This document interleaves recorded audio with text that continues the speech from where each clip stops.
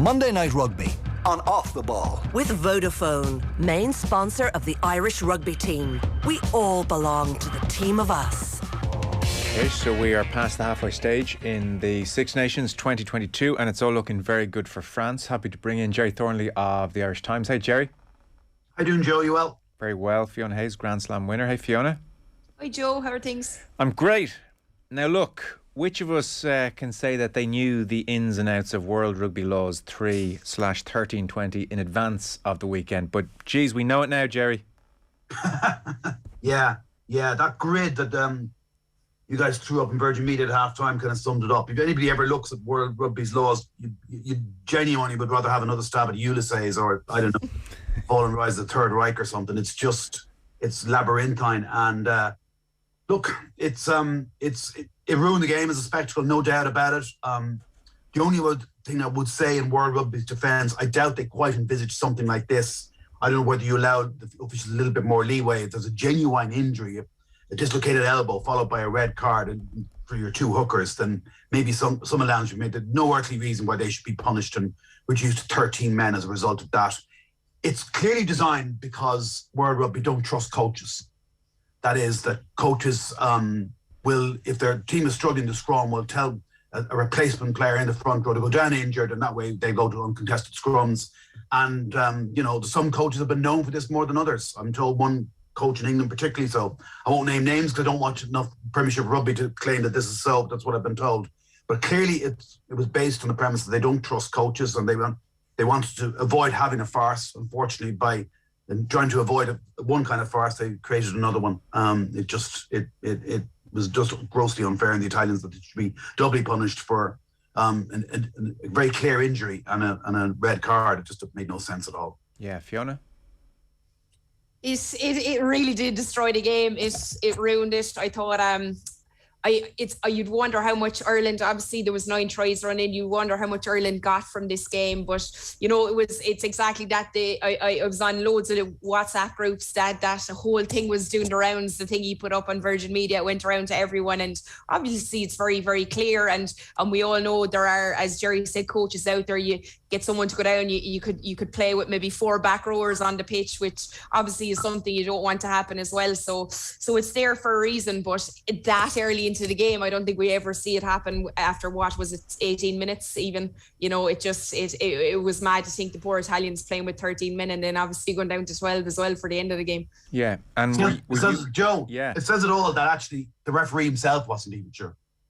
He's checked officials. That just says it all. I thought he did very well. I'd say his head was spinning. He did. Yeah. But it just shows you, though, that not even he was 100% sure. So you ask us whether we were. I don't even think the referee was himself at the time. Well, it was news to the Italians. Yeah, it was, wasn't it? And not good news. No. Because the captain was saying, well, why can't we just replace him? And the referee was saying, oh, well, this is the law. And the Italian captain clearly wasn't familiar with that law. Nor would I think was Peter O'Mahony overly, because he asked for a clarification as well, briefly. Yeah. I don't remember this happening before. Maybe this has happened a bunch of times I'm not thinking of, Gerry. The hooker is such a specialised version of this rule. Yeah, I don't remember ever seeing it before either. No. And I would imagine they're going to have to make some re-amendment now to the law so something like that doesn't happen again, because rugby's, the Six Nations is meant to be the best annual tournament in the world, and it's the oldest, and it's meant to be this feast of rugby, and there's people up to €100 for a ticket, and there's millions watching on television. When it ruins a spectacle like that, it's not that law is an ass. Fiona is a Grand Slam winner. Did you know the rule? I was in the bar watching it. There was actually discussion about it. It wasn't me, but one of the other girls at the table had said, I think they need to go down to 13. But I said, no. I actually think they can, obviously they had to go to uncontested scrums, but I said, I don't think so. And when the whole thing stopped in, obviously we all had to buy that person a pint. They were absolutely delighted with themselves for knowing that. But me personally, no, I actually didn't know that. Yeah, okay. So it killed the game. I mean, it was just dead as a spectacle, and we trundled on to the end. It was interesting after the game in his post-match interview, Peter O'Mahony was talking about the red card, the Haimi Faiva red card on Dan Sheehan in 19 minutes, which I guess really kicked off the situation. And he was saying, red cards like that don't do the game any favours. But I think Fiona, that has to be a red card, doesn't it? Or there's no alternative there for tackle like that in the game at the moment. Not at the moment. Not if they're trying to clean up the game and clean up that tackle area. I mean, it's very, very clear. I know there has been times, especially this season, where mitigating circumstances have come into it, and if there's contact to the head and that. But for me, that was very, very clear. Obviously not deliberate. No one goes out of their way to do that. But if you're going to protect the players, you have to stick with this. And although that was part and parcel and ruined the game, essentially, I think it's there for a reason. And, it's just about bringing down that height. And that's where you've got to look at it. And the red cards are saying to coaches and saying to players, you've now got to work extra hard that this does not happen again, that you do not get caught with your body height or make any connections around that area. So I think that's fair enough. Definitely a red card for me. Because chatting even with Matt Williams a little bit during the game and after the game on air as well, Gerry, he was making the not unfair point, I suppose, without trying to speak too much for him. But I'll just take ownership of this then. But he was saying, red cards for much of rugby union's past were rare things. There was a time where like one New Zealand player had been sent off and this kind of stuff. It was for egregious foul play. In trying to implement this culture change of the tackle, we are now seeing a lot more red cards in the game. Red cards do in rugby feel like more of a handicap, say, than 10 men in football who can, take off a striker and defend deep and try and hang on. It does feel like, player gets sent off 10, 15 minutes into a game, it's fairly decisive. And Matt was wondering, well, in Super Rugby or in the Southern Hemisphere, they're trialling, well, in that instance, it's, not for gross foul play, but for something like the Faiva tackle, well, it's 20 minutes in the sin bin, which is hopefully enough of a deterrent to prompt the culture change amongst defence coaches that we're looking for, but maybe doesn't ruin the game as a spectacle. So I wonder if World Rugby are of a view, well, they obviously are if that trial is happening in the Southern Hemisphere, but I wonder if World Rugby will be trying to address what constitutes a red card. Yeah, I heard Matt say that when I watched the game again today, and it is being trialled.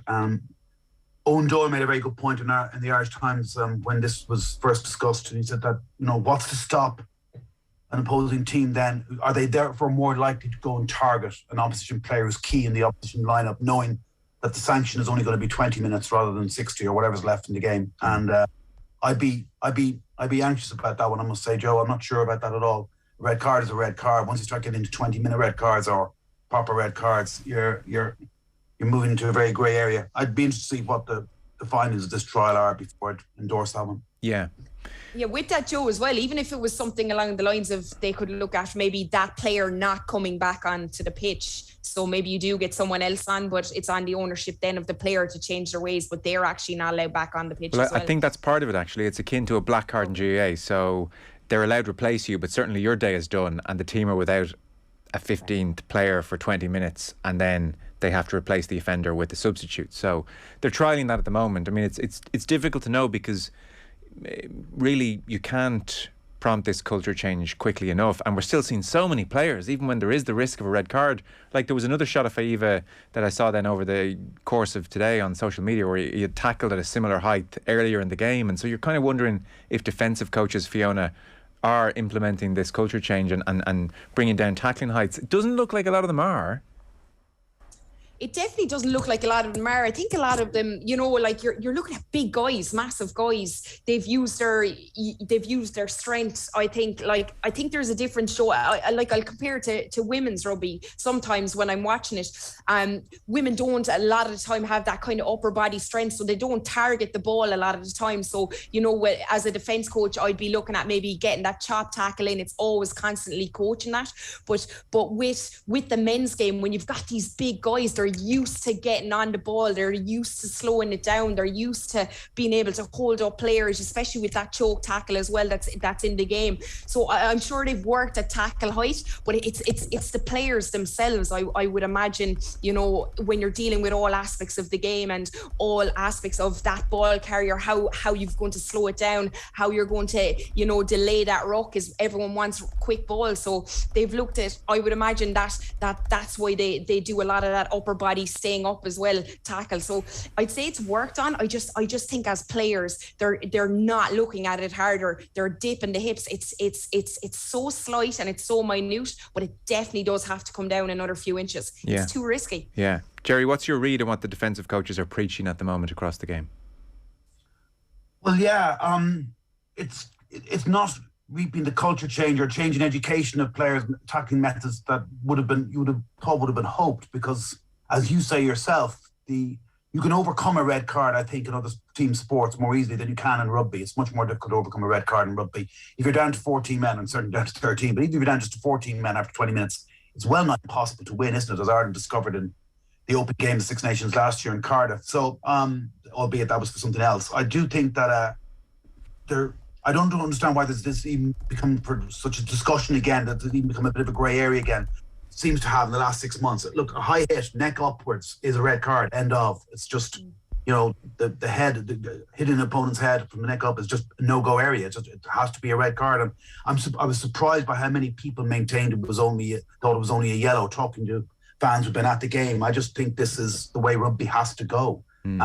We will look back, hopefully, on this period one day and say, yes, there was a rash of red cards, but look what it achieved. And as you say yourself, there was still a bit too many HIAs for comfort. Yes, it was a bit unsettling seeing so many. There was definitely Robbie Henshaw. Was there at least two? Lamaro came off. I don't know how he came back on, and like the Michele Lamaro, the Italian cap, but there was quite a few.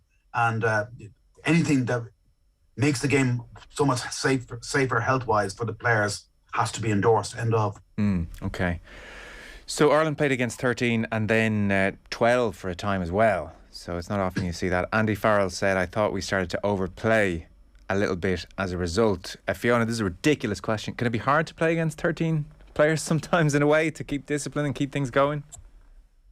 It's hard to play because you can see the space. The space is so visible. You're looking as a player, you're out there, you see the space. Generally, it's wider. So instead of going through your systems, instead of going through the way you'd normally play, especially as playmakers, I think as 10s or maybe 12s, we're trying to get the ball. I thought Ireland were trying to get the ball out there a lot quicker than they normally do it.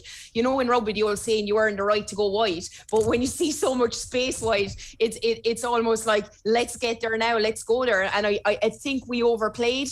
And another area that I think they will, obviously Andy Farrell will look back on, which was quite disappointing to me, no disrespect to the Italian and especially the Italian back row, but was the amount of turnovers and penalties they gave away at the breakdown. That isn't Ireland. That was a little bit of a concern to me, to see the Italians get on our ball so easy. The ball carriers sometimes died in contact. So it was like that frill that Irish, the pressure was almost off and people forgot their jobs at times. Yeah. Gerry, what did you make of this performance? I didn't hear anybody effusive about it, far from it. Even players and management didn't say very good things about it. Sloppy was a fairly common word used.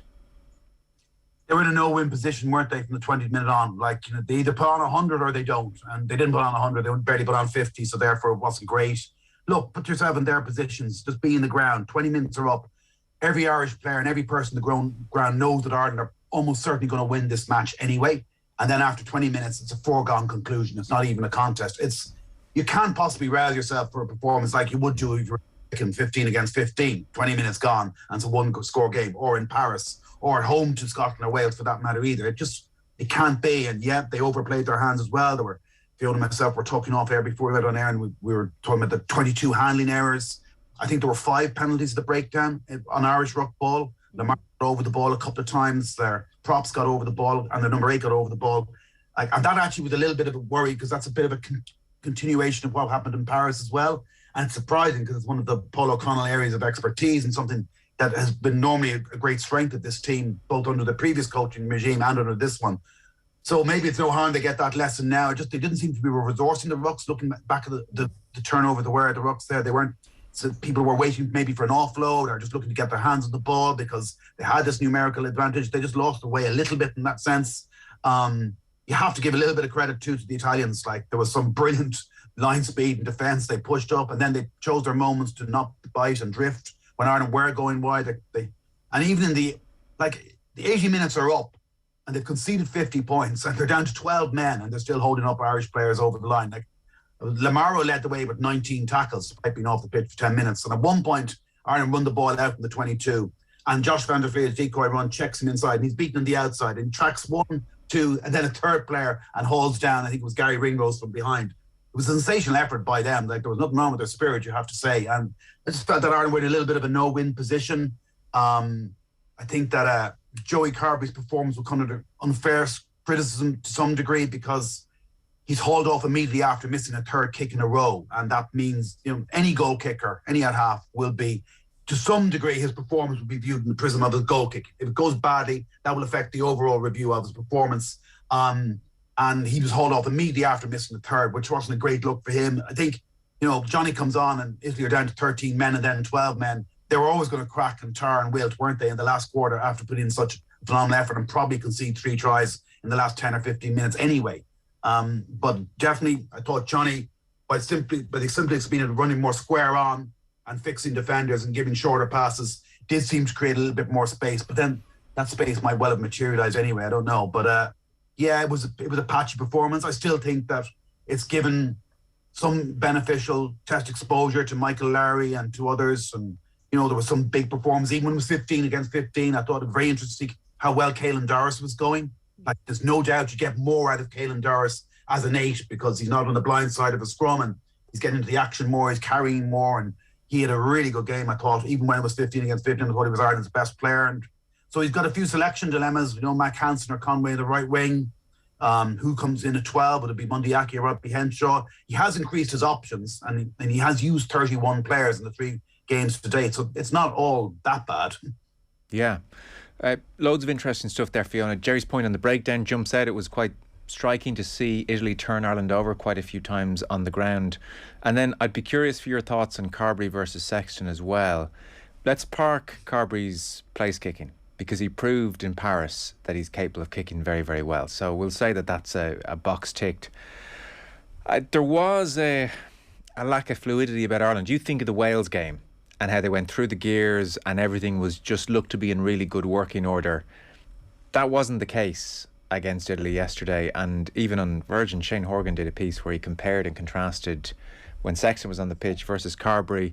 And really, a whole bunch of things seemed to sort themselves out when Sexton's on. The spacing, the timing of the runs. Gerry mentioned how Sexton's more liable to run square.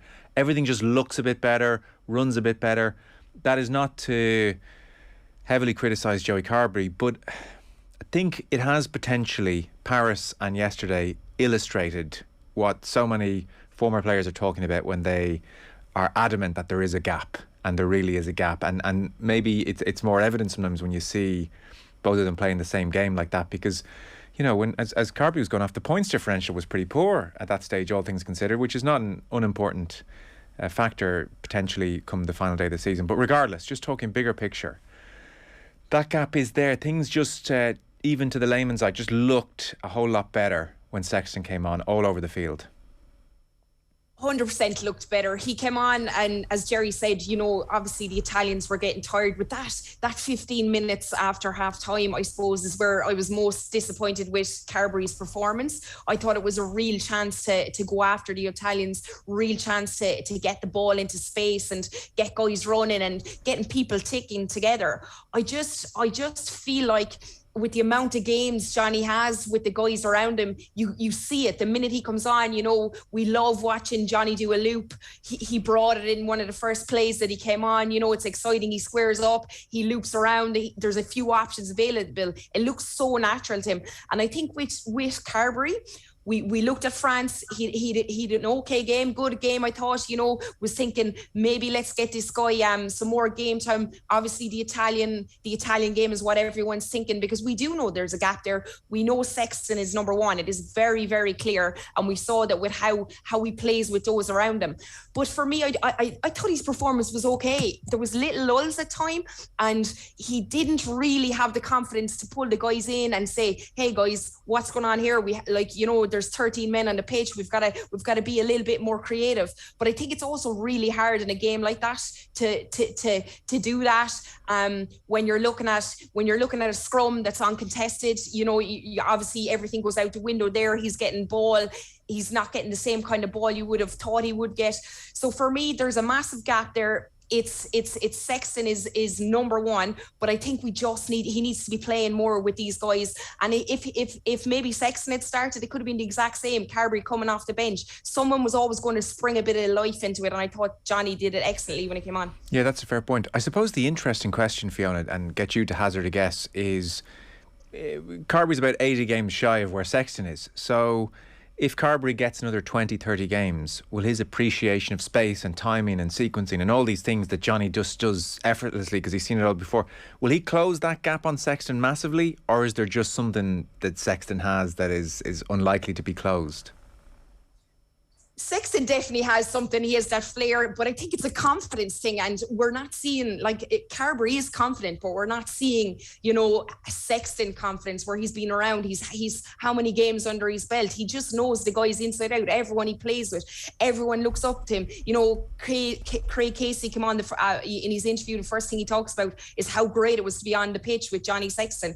Anybody that is there as a young player, you're super excited to be there because he's one of the all-time greats. We've seen Raj before him. Sexton definitely has that. But I'm a firm believer that we've just got to stick with, if Carberry's fit, we've got to get him the game time. We've got to stick to it, and we've got to back him. He's a different type of player, but the more confidence he gets, the more control he'll bring to these players, and he'll start to understand the lines people are running outside him. We didn't see that kind of understanding in this Italian game at times. It was exactly like you said, Joe, the connections were a little bit off, and when Johnny came on, it was just so natural. But I think with game time, we will definitely see Carberry fill in that void, and we have to back someone. We're going through out halves, and every week it's someone different. I think he's shown that he's now got the chance to get in there, and we've got to trust him because in that position, that's the position where you want to be playing. Well, in his defence, Gerry, I mean, he has definitely positioned himself as the number two, that's for sure. And Billy Burns had his chance, and Ross Burns had his chance, and Jack Carty got to the World Cup, and Carberry is now very much number two. What chance of Carberry being given the start at Twickenham? Very little, I would have thought, because Ireland want to go and win the title here, and the title's still up for grabs, and they want to go to Twickenham and win, and I think you play your best team. And I still think it was worth investing in Joey to back up the 80 minutes in Paris by giving him another start in Italy. I think it'll only do him good on top of the closing out the game against the All Blacks and starting the summer test and having that fine game against Argentina when his goal kicking was perfect as well, lest we forget, as you say. But no, I think this is the game for Johnny Sexton. I think they've been improving game by game by game and are liable to improve again in Twickenham in a fortnight's time. And it's still Twickenham, but I think they've only lost twice in the last 10 years in Six Nations, once to Ireland in 2018. And I think once to Scotland last year. That's it. It's a very hard place to go and win. Johnny knows how to play there. Johnny's looks in prime form. In some sense, I think it's really unfair that any of the other halves are being compared to Johnny Sexton because he's a generational player. He's just a brilliant, one of the all-time greats of Irish rugby, as Fiona said, and we probably only really appreciate him when he's gone. You know? And we should be very grateful that we still have him. Everybody wants something new. Everyone's the newest this, the newest that, and the next this off the shelves. But Johnny, it's just great that Johnny's kept himself in such good nick, and there's no doubt Ireland will probably have a better chance of winning in Twickenham if Johnny Sexton starts. Yeah, it is a curious dynamic because it's not like Sexton has retired and we're unfairly comparing Joey Carberry and others to him. It's not, it's different to when O'Driscoll retired and Ringrose came in. We didn't constantly harp back to O'Driscoll because he was gone. The fact here is Sexton is here, and yet there's a doubt over whether he'll be here for the World Cup, and so we're almost trying to strategise the best way to manage this situation over the next 12 months, and that's almost why it's so tricky for the coach. Is that why it makes sense to invest in Joey as well, all these minutes both in Paris and again? 100%. Johnny might not see out the 80 in Twickenham or the 80 against Scotland, you know what I mean? And Joey Carberry, if he has to come on in the first half of either game or early in the second half of either game, would be better positioned to do so now with these minutes that he's had under his belt. You mentioned Mike Lowry, so 2 tries and the most generous assist pass of all time for a man on a hat-trick, by the way. What were you thinking? Oh my God. So he did really well. Who else caught the eye, Fiona? Van der Fleer, I know he got man of the match, but just his work rate around the pitch. He gets man of the match every week these days. We don't need to mention him. Come on. I know. Bears, come on. We can't not talk about that block down by Ryan Bears. He's definitely put his hand up. I thought he was really good in the line out. I thought he was physical around the place, and we just saw what an athlete he is to run, striding him to just run in that try. He's, we don't know if Henderson's going to be back. I'm not saying start, but he's definitely putting his hand up for a bench spot for that England game. Hansen was quieter than usual. I thought, obviously, we've seen the best of him. I thought, obviously, we know what he can bring. I think he got turned over maybe once or twice as well, but I thought low and his left boot. We've got to, it's just when you see him and he's in that position and he can get you that much out of your 22 and you're just away in safety. I think it was just watching it in that game, even though we weren't under pressure from the Italians, you really need someone on the pitch. So I think he's probably put another foot up to say, looking for that start against England as well. Big physical guy. England are a big physical team. My apologies to Josh van der Fleer, by the way. That was very gracious of me. I mean, I'm delighted for him. It's amazing, the transformation. Gerry, anyone else jump out to you or anyone you care to mention?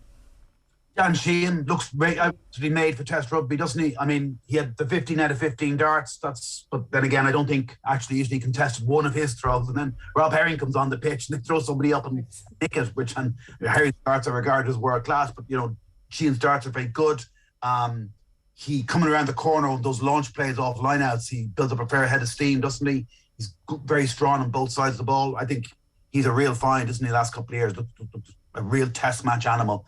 I thought Baird was very good, agreed with Fiona. I think he was up there with a dozen tackles alongside Van der Fleer, which is quite a good effort for a lock, given that there wasn't a huge amount of defending to do. But, there was a couple of good defensive sets in that first quarter when it was 15 aside, and Baird's line speed was good. And just the facility with which all the players can step in as first receiver, as a passing op. It's like virtually everybody in the team does that role now. It's not just Tyke Furlong and the out half, it's all the others as well. I thought there's some really good skills displayed. I love Caelan Doris's performance. I thought Matt Hansen was pretty good. I thought James Lowe was absolutely, it was a complete reminder that this guy is now probably the first winger in the team sheet because he just brings so much. Like, he's very good on the high ball. He got a couple of 50-metre touch finders off his takes of high balls. His facility to beat a man and lay off the ball inside for Jemison Gibson Park, he just seems to do that for fun. If he's got 2 metres to work with down that touchline, he'll make something out of nothing most times. And he's just a very important member of this team now, which means that it looks like, to me, like the selectors will probably bring back Hugo Keenan, but they've got a decision to make now between Matt Hansen and Andrew Conway in the right wing. I thought they were the main ones, I suppose. Yeah. And it's good to see fringe players come on like Kieran Treadwell and really put himself about and get a try. Like, it'll be... Many people might think that was a pretty facile, futile exercise, but like plenty of people in the Larry household and Hume household and Treadwell household, Baird household and so on, and Sheehan first Six Nations start will disagree, think otherwise. Yeah, absolutely. And there was a great shot of Mike Lowry on the phone about 50 minutes after kick-off in his Ireland gear on the Aviva turf. He was not leaving. He may still be there, I'm not sure. We're talking with Gerry Thornley and Fiona Hayes. Our rugby coverage here on Off the Ball is with thanks to Vodafone, main sponsor of the Irish rugby team. We all belong to the team of us. So a very quick final word on Scotland 17, France 36 and England 23, Wales 19. Given that Twickenham is our next port of call, I'm really curious for your thoughts on where England are. 1 try scored to Wales's 3 in this game. They are, I think, clinging to a Manu Tuilagi lifeboat. I mean, that seems to be the general analysis, and I don't know if that lifeboat's coming this Six Nations. Nobody is convinced by England, Gerry, and I don't think Saturday convinced anyone. Matt Dawson said afterwards on BBC, he said, "We have not had an 80-minute performance since that World Cup semi-final," is his verdict. He's really unimpressed at what he's seen. They give France a good beating in Twickenham behind closed doors last season before they came to Ireland, then got soundly beaten by Ireland. They tend to have one big performance in each Six Nations. I don't think they're playing particularly well at the moment. I'm curious to know what direction they're going in. They seem to be changing up a lot and trying to find a new style of play, but an awful lot goes through Marcus Smith, and I think opposition defences can just follow Marcus Smith and realise he's the main danger. Whereas if you had a Tuilagi there, it would be another outball for them. I thought Don Brandt was very good. Look, a better team with a proper number 8. Thought Els Genge was excellent. They're getting Courtney Laws back. Mara Itoje was much better by game 3 than he was in game 1 when his main contribution was to give away 2 very costly penalties in the last 10 minutes against Scotland. So I think they're improving. Even Clive Woodward on ITV wasn't that critical of him, and we know how critical he can be of Eddie Jones. So I'd be wary enough, like for the right reasons I said. I don't think it's a great England team. I do think Ireland have every chance of winning this game, but it's still Twickenham, it's still England. Yeah. Fiona, Gerry's stat about 2 defeats there in the Six Nations in 10 years does linger in the memory a moment. Where are you on England? Am I doing them a disservice? Is it as bad as I'm suggesting? they're not. They've no direction. That's exactly it. So we're seeing a different type of style every game they play. Gerry talked about Marcus Smith. England have scored 73 points. He's scored 48 of them. So it's everything seems to be going down his channel. He's quite creative. He's exciting. He loves the pressure on his shoulders. I'm loving Harry Randall as well. I think they are building with each game that they're playing. The back row seems to be getting better and better. Don Brandt is getting some game time. There's been talk about him for a long time. Everyone knows what he brings in the Premiership, and he's starting to bring it now with England.